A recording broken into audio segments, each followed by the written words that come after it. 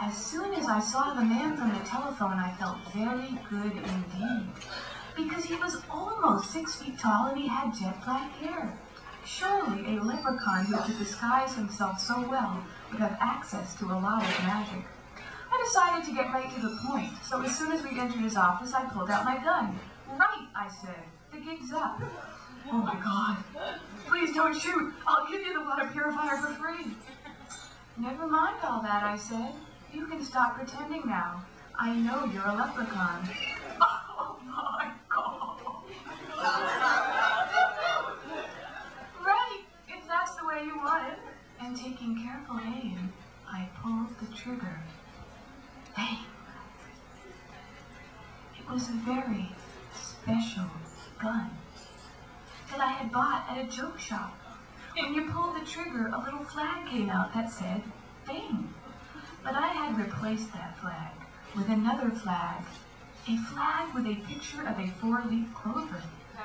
As soon as the man saw the picture, he gave a little scream, and darned if he didn't start shrinking. His hair seemed to catch fire as it went from jet black to bright red, and his nose and his ears became as pointed as a fox's.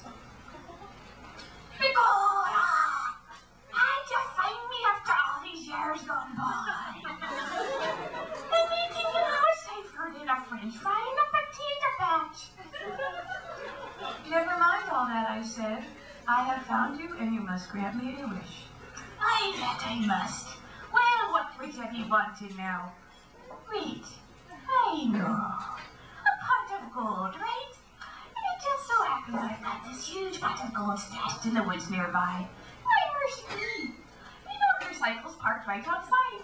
If you'd follow me in your Oldsmobile, I'll take you right to it. Never mind all that, I said. I don't want gold. You don't want gold? Well, this is highly irregular. Well, what do you want? Now that I was finally so close, I found that I couldn't say it.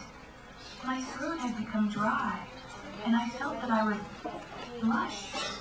Finally, I had to lean over and whisper my wish into his plaintive ear.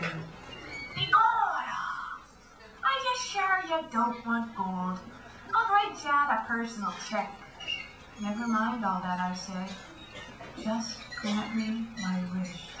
Okay, I'm obliged. But mind you, I'm not making any promises. It's centuries since I've done this sort of thing, and I'm a wee bit rusty. Oh, if only I had a drink to loosen me up. Well, it just so happens, I said, that I brought along this flask of Irish whiskey from the Tam O'Shanter for that very purpose.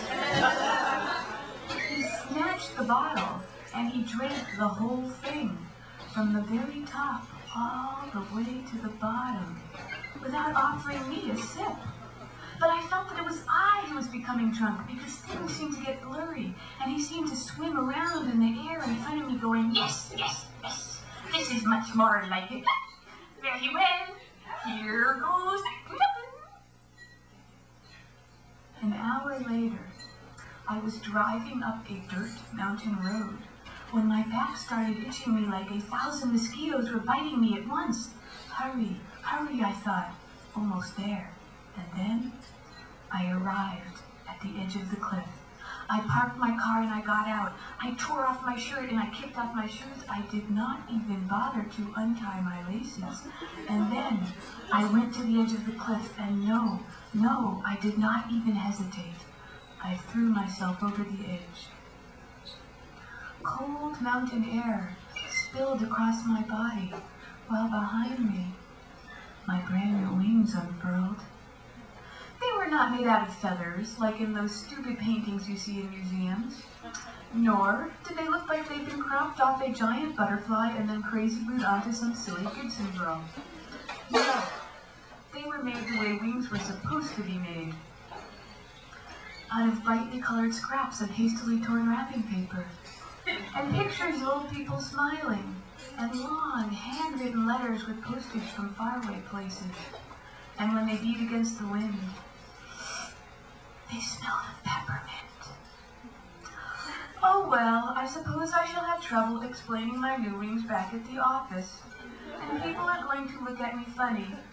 Never mind all that. They look at me funny anyway. I still don't get their jokes, and I still think that the news is the best show on television. And I don't like poems that don't rhyme. But I have always wanted to fly. Thank you very much.